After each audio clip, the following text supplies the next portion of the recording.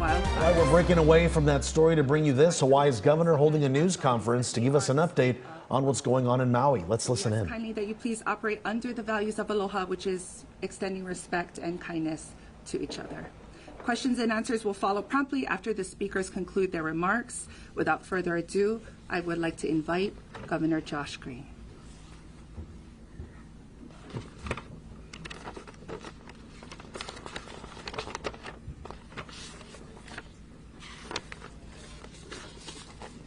Aloha. Here is day 8. Every day, I've shared this with you before, we're just a little bit more heartbroken because we do have to report that more of our loved ones have been confirmed lost and deceased. Know that our hearts are with every family.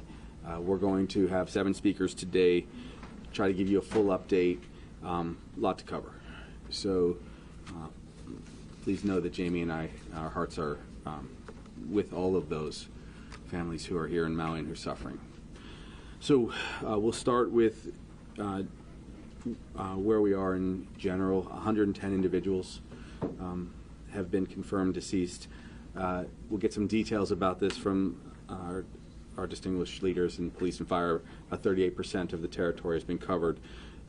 They are adding a significant force on the ground, so they are now up to 30 dogs. They'll move to 40.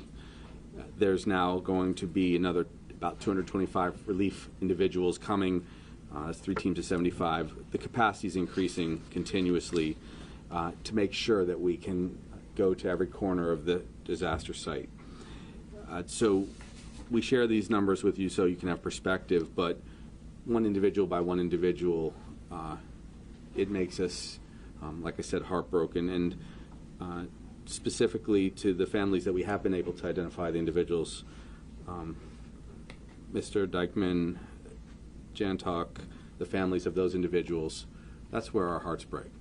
And we know there's going to be a lot of stories like this. So we're also adding capacity to bring in experts that can work on DNA, some experts from California as well to support our teams. So that's where we are as far as the numbers go right now. The chief will give you details about fire. I will tell you also that we've done a few significant things in just the last day or two. As you know, we opened the road up yesterday. I gave that order after conferring with the mayor and his team. We felt it was necessary after 7 days to begin to restore some psychological normalcy for people as they traveled. We still plead for people to go when they need to, not when they want to, as the chief said very eloquently to us right before we came. As you know, the main hours are 6 a.m. till 10 p.m. Please do what you can to limit travel if you don't need to be out there, because it will make it more efficient for people who do have needs at that time. Also, you can foresee there will be some small car accidents otherwise, and we don't want to get locked down again because of that. So we wanted to honor the people with that access, of course. We're going to continue to limit access in the impact zone for now, because there is, again, like I said earlier, some toxins that we worry about, and we're going to rapidly go through that area. They're working very diligently, and that's why we're super augmenting the staff and the team. A couple other things I wanted to share with you. The FEMA team has swelled to nearly 500 people. We're at 492 earlier today. The Red Cross at 270. We're going to give you Red Cross numbers, and we have the leader of the Red Cross here today with us. There's a formidable military presence here also, because there have been some reports, mostly on social media, of concerns about looting or violence. I'll just be candid. Please do not believe what you see on social media for the most part.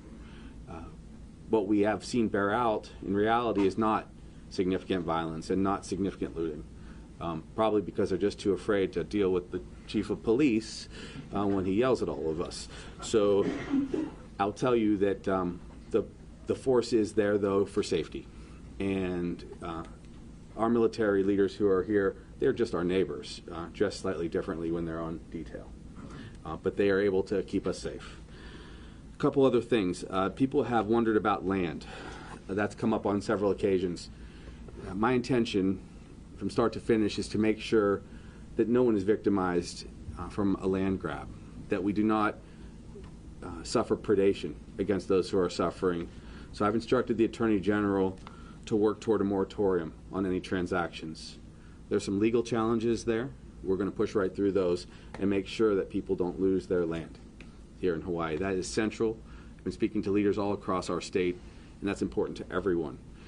What that means is we're going to make sure that there are no transactions that take advantage of our people, and we're going to give you some definitive answers by Friday about how hard I can lock that down. That doesn't mean we don't want people to come and invest in Hawaii and travel to Hawaii away from the impact zone. We'll talk about that in a moment. What it means is people are right now traumatized. Please don't approach them with an offer to buy land. Please don't approach their families to tell them that they're going to be better off if they make a deal, because we're not going to allow it. And then between myself and I'm sure the mayor, we're not going to allow people to get permits. Forgive me for speaking for mayor, but I know he's a tough guy.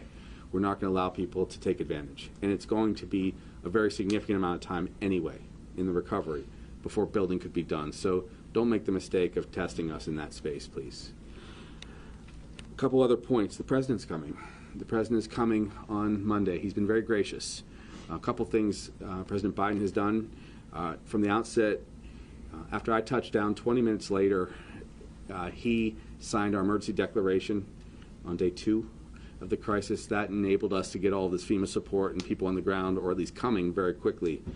And then this morning, I believe at 3:30 in the morning, Hawaii Standard Time, I spoke with him again, and he was able to, after I sent a quick little letter over to him at 1 a.m., immediately approve 100% reimbursement for much of what we do. That is a nuanced discussion, but what that means is that hundreds of millions of dollars additionally will come from the federal government that won't have to come from those who are suffering right now. And that's a very important thing. I can tell you it's going to be a long and costly recovery, but much of that work will be done here with our local people.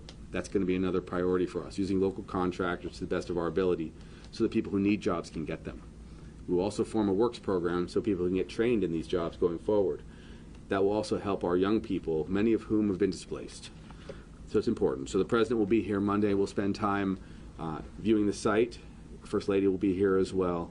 And we'll be able to give him additional understanding about Hawaii. But like I said, he's been very gracious. Last couple of things I'd like to mention are electricity and power. We're down to about 2,000 individuals that are still without power. It's a little bit difficult to give you an absolute number because some of the structures are still counted in that number, that tally, and obviously power can't run to them. So that's something that is improving. By the end of the month, much of that power will be restored, but there is some very substantial rebuild that has to go with transformers. So that's going to be important and challenging, and we feel, at least all the people that I've spoken to on our team, feel if you're without power, we want to also offer you support just as though you are isolated and lost your home. So reach out to us, contact FEMA, contact Red Cross, as we've explained, so that we can get you resources and get you into a place that's safe if you're suffering without power. Finally, our housing program has become quite robust. That's through the generosity of many. We're over 1,000 hotel rooms now that are available for those who have been displaced, for those who are working on the response, for those who are going to come and do major rebuild.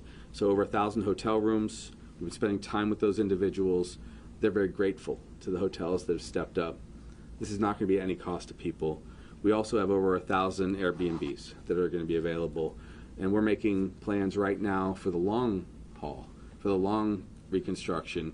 We'll be bringing some new ideas to bear over time so that we don't have to take any housing away from our local people as we rebuild. So again, mahalo for your understanding, mahalo for being so gracious with our first responders, with people who are putting power lines back together. I've heard only positive stories about just that love and respect for everyone that's been working hard. So mahalo for that. Aloha. We've been listening to Hawaii Governor Josh Green giving us an update on this day 8 since the fires first broke out. He has now confirmed 110 people have died in these fires, and he stressed that only 38% of the area has been covered, so you know that number is going to be going up. Absolutely. You also talked about the moratorium being set up so that transactions don't happen where people lose their property, their land during this stressful time. So they're going to be trying to protect those residents there. Of course, we're going to continue to follow this each day as we have our own reporters there on the island. We'll be right back.